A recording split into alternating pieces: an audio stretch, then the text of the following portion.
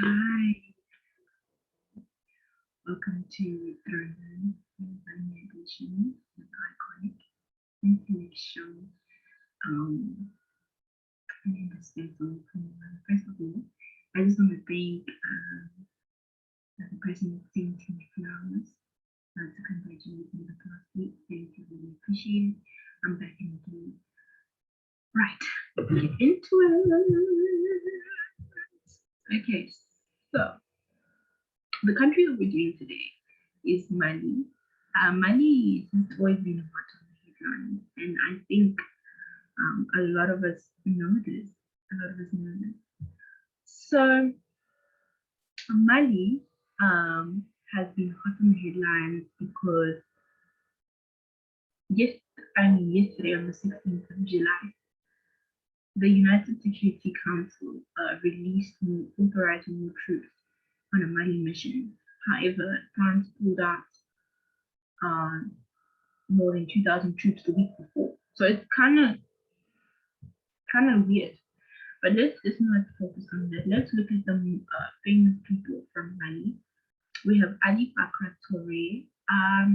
This guy is just phenomenal. He is amazing. He's a magician in terms of music. He is one of Africa's most internationally renowned musicians. 76 on the 100 greatest guitarist of all time on the Rolling Stone magazine, 37 on Spinning magazine's 100 greatest guitarists of all time. A really really grand guy, and he was even characterized by Martin Scorsese as the DNA of the blues because he takes the traditional Malian music and he fuses it with its North American cousin, which is the blues, and he produces one of the sounds, greatest sounds. I sometimes I don't even understand the language he's speaking, but really the music really touches your soul.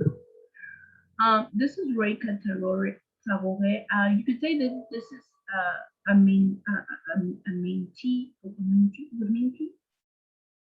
Okay, well, she is she partnered with Tove, and she just shot to fame. She's a young girl from Mali. Her dad was a diplomat. She's been more exposed to the world, and you can hear it in her music. She is able to incorporate European kind of Western music and traditional Malian music and create magic. And I think that's why she sold over 40,000 copies. Check her out, an amazing lady. Um, she's also known as the Torre de la Musique award-winning Malian singer, songwriter, and guitarist. Amazing lady. Right. So let's talk about the geography. Mali is a country in West Africa, of course, and it is above the North Equator, and it's close to the Tropic of Cancer, where we're at. And it's a neighboring country to 7 African states: Algeria, Niger, Burkina Faso, Cote d'Ivoire, Guinea, Senegal, Mauritania. I can't. There's nothing new. So you can really look into that. We've spoken about Senegal. We've spoken about Guinea. We've spoken about Cote d'Ivoire. We've spoken about Burkina Faso. And we've spoken about Niger. So check out those videos. Check out those videos, please. They're in the previous videos. This country is really big.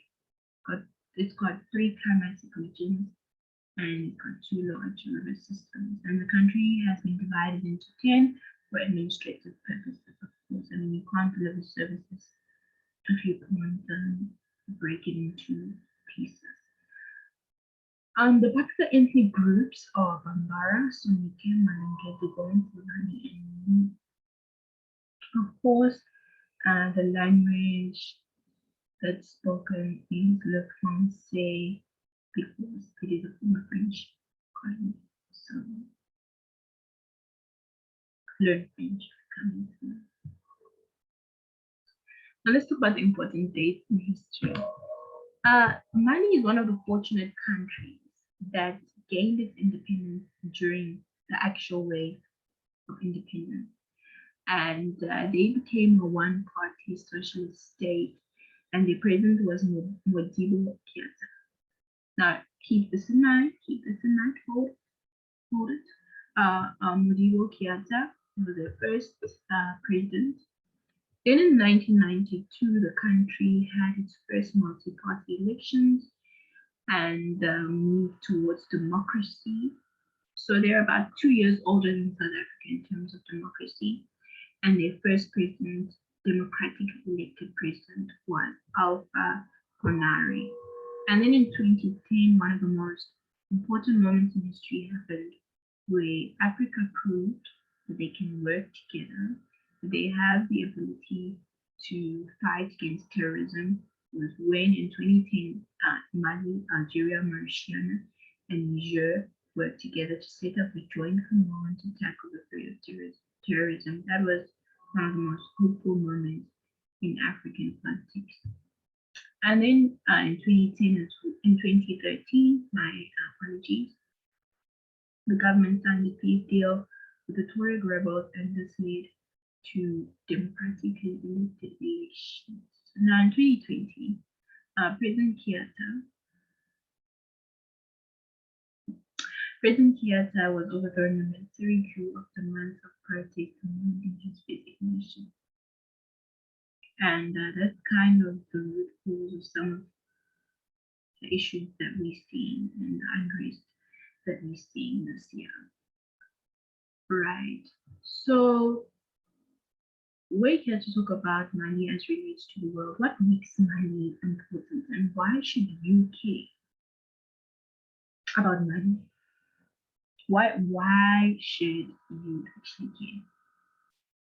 Well, money produces neodymium ore, and that is a hard rare metal to find.